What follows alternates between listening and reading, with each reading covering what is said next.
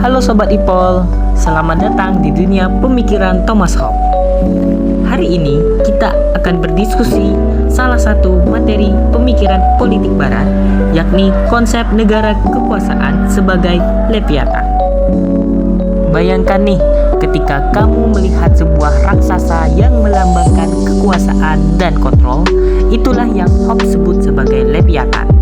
Dalam karyanya sendiri, Hobbes menggambarkan Leviathan sebagai entitas yang dibentuk oleh individu untuk menjamin keamanan dan ketertiban.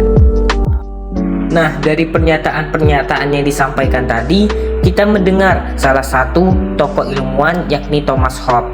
Dan siapakah Thomas Hobbes ini? Thomas Hobbes adalah seorang pemikir yang berasal dari Malmesbury, Inggris, yang lahir pada tahun 1588. Karya yang membuatnya terkenal adalah Leviathan atau Commonwealth.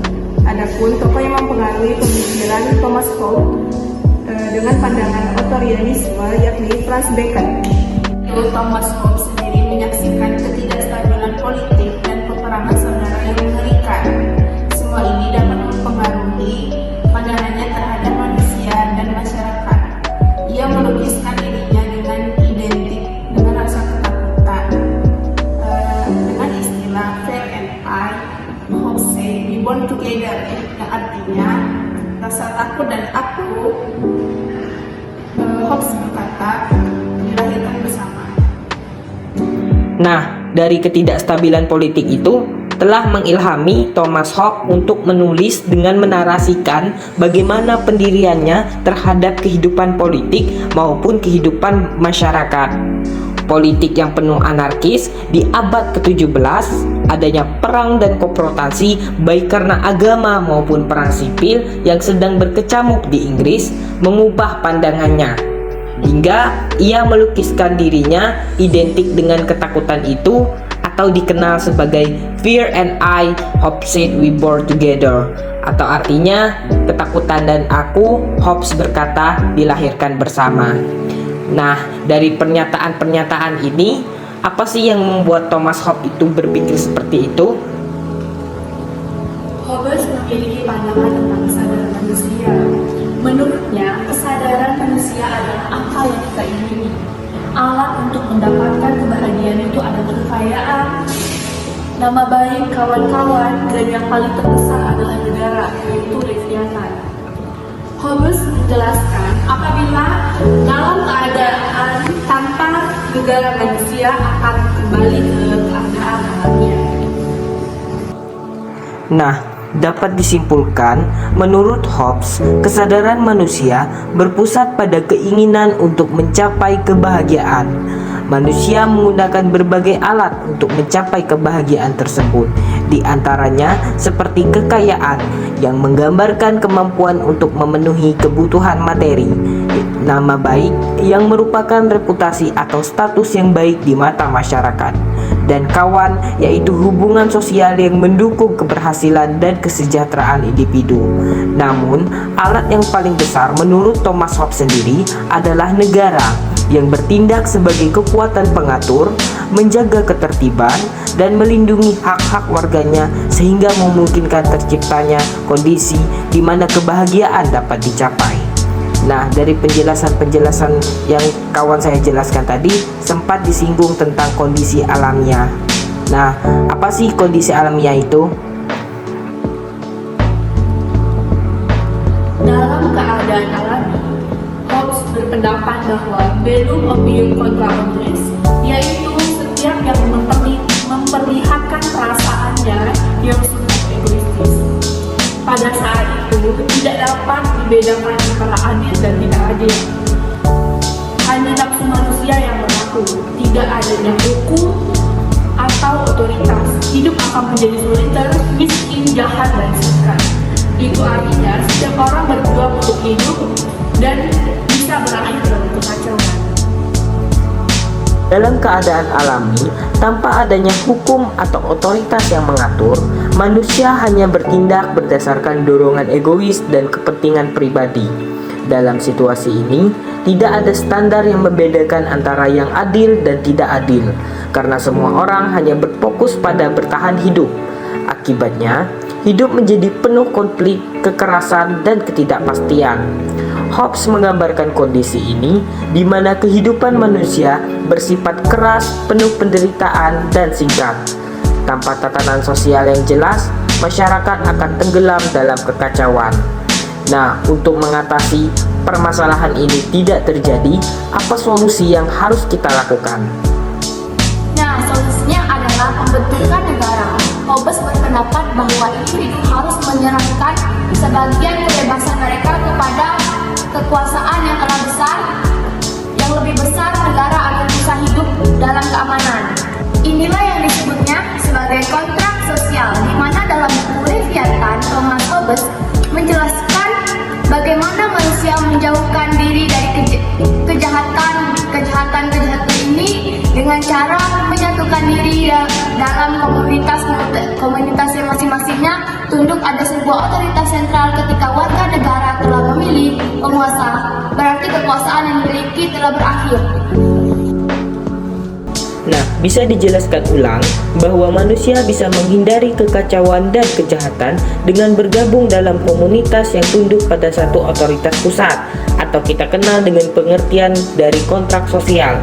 Ketika warga telah memilih seorang pemimpin, mereka menyerahkan kekuasaan pribadi mereka kepada pemimpin tersebut. Setelah itu, hak mereka untuk memerintah diri sendiri berakhir dan otoritas penuh diberikan kepada penguasa yang bertugas menjaga ketertiban dan melindungi masyarakat. Jadi, apakah fungsi sebenar negara ini adalah sebagai pelindung? Tepat sekali. Negara sebagai Leviathan memiliki tanggung jawab untuk melindungi rakyat dan menjaga ketertiban. Namun untuk melakukannya, negara harus memiliki kekuasaan yang kuat dan absolut.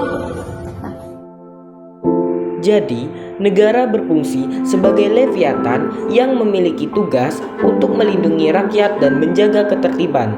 Agar suatu negara berjalan dengan efektif, negara memerlukan kekuasaan yang besar dan absolut, sehingga dapat mengendalikan segala aspek kehidupan masyarakat tanpa batasan demi memastikan stabilitas dan keamanan. Nah, dari penjelasan tadi, apa yang dimaksud dengan kekuasaan absolut? Kekuasaan absolut berarti bahwa negara tidak boleh dibatasi oleh hukum atau istilah lain. Hobbes menjelaskan bahwa negara harus berkuasa mutlak sehingga tidak terdapat kekuatan lain di luar negara dan tidak datang menemukan kepatuhan total warga negara keadaan negara itu. Ia percaya bahwa hanya dengan cara itu negara bisa mencegah kekacauan. Jadi, dari pembahasan tadi, kekuasaan absolut berarti bahwa negara tidak boleh terikat oleh hukum atau lembaga-lembaga lain. Thomas Hobbes juga menjelaskan bahwa negara harus memiliki otoritas penuh tanpa ada kekuatan eksternal yang membatasinya. Dengan demikian, negara dapat menegakkan kepatuhan penuh dari warga negara. Thomas Hobbes juga meyakini bahwa hanya dengan kekuasaan mutlak ini, negara dapat mencegah terjadinya kekacauan dan menjaga ketertiban di dalam masyarakat. Nah, dari pemikiran-pemikiran Thomas Hobbes ini, apakah semua orang setuju terkait pemikirannya tentang kekuasaan mutlak ini? Ini juga pemikiran Hobbes tentang kekuasaan dipegang seseorang yang bersifat mutlak cenderung monarki. Seharusnya kekuasaan yang diberikan itu harus dibatasi terhadap negara karena adanya hak individu yang harus dihormati. Kekuasaan itu harus berasal dari persetujuan rakyat dan bersifat lebih demokratis. Nah, dari penjelasan tadi, pemikiran Hobbes sering ditentang karena pemikirannya tentang kekuasaan yang dipegang oleh satu individu secara mutlak cenderung mengarah pada sistem yang lebih monarki. Seharusnya, kekuasaan tersebut perlu dibatasi untuk menghormati hak-hak individu, di mana kekuasaan haruslah berasal dari persetujuan rakyat dan bersifat lebih demokratis, agar dapat menciptakan keseimbangan antara otoritas negara dan kebebasan individu. Nah, dari pemikiran-pemikiran Hobbes, apakah masih relevan pada kondisi saat ini? Dalam pandangan Thomas Hobbes, kekuasaan yang kuat itu menjamin kestabilan politik dan kestabilan ekonomi. Nah, bagaimana, apakah relevan pandangan Thomas Hobbes dengan kondisi saat ini? Nah, kalau kita lihat sendiri, kalau kita bandingkan dengan zaman Orde Baru, kekuasaan politik saat itu sangat kuat sekali sehingga mempengaruhi masyarakat, dan juga kestabilan politik di saat itu juga kuat sehingga ekonomi juga stabil di angka 7%. Nah, itu adalah salah satu contoh dari kekuasaan yang kuat. Bagaimana dengan sekarang? Nah, sekarang sendiri di zamannya Presiden ke-7 Joko Widodo, kita bisa lihat kestabilan itu dengan kekuasaan yang kuat juga. Kenapa? Karena dengan kekuasaan presiden yang sekarang yang memiliki pengaruh di majelis permusyawaratan rakyat yang kuat, kekuasaan ekonomi dan politik juga akan turut stabil. Dari pembahasan tadi, kekuasaan yang kuat dan kestabilan politik berpengaruh besar terhadap masyarakat, sehingga perkembangan ekonomi menjadi stabil. Hal ini menunjukkan pentingnya kekuasaan yang kokoh dan absolut. Saat ini, di bawah pemerintahan Joko Widodo, stabilitas politik dan kekuasaan presiden yang kuat juga berdampak pada majelis permusyawaratan. Dengan demikian, stabilitas ekonomi dan politik diharapkan tetap terjaga. Dari penjelasan tadi, seberapa besar sih kekuasaan yang harus dimiliki oleh suatu negara? Bagaimana batas kekuasaan dari pemikiran Thomas menurut pemikiran Thomas Hobbes?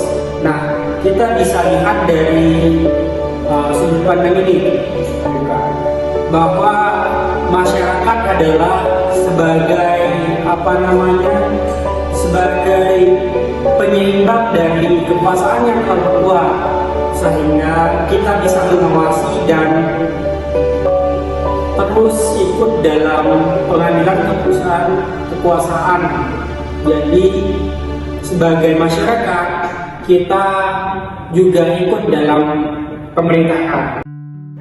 Nah, berarti dapat disimpulkan untuk melihat kekuasaan mutlak yang dimiliki oleh suatu negara bisa kita lihat dari partisipasi dari masyarakat itu sendiri, di mana masyarakat berperan sebagai penyeimbang kekuasaan yang terlalu kuat sehingga dapat mengawasi dan berpartisipasi dalam pengambilan keputusan. Sebagai warga negara, kita memiliki tanggung jawab untuk terlibat dalam pemerintahan. Nah, dari penjelasan-penjelasan sebelumnya, apa sih yang perlu kita pelajari dari pemikiran Thomas Hobbes? Yang dapat kita pelajari adalah kekuasaan yang kuat dapat menjamin kestabilan dan kekuatan ekonomi suatu bangsa. Namun, penting juga kita untuk menjadi masyarakat yang peduli akan pemerintahan.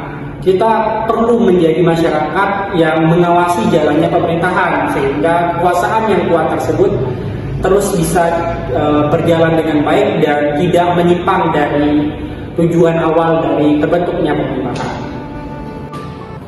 Jadi, perlu kita ingat bahwa pemikiran Hobbes tentang negara sebagai leviathan mengajarkan kita pentingnya negara dalam menjaga ketertiban.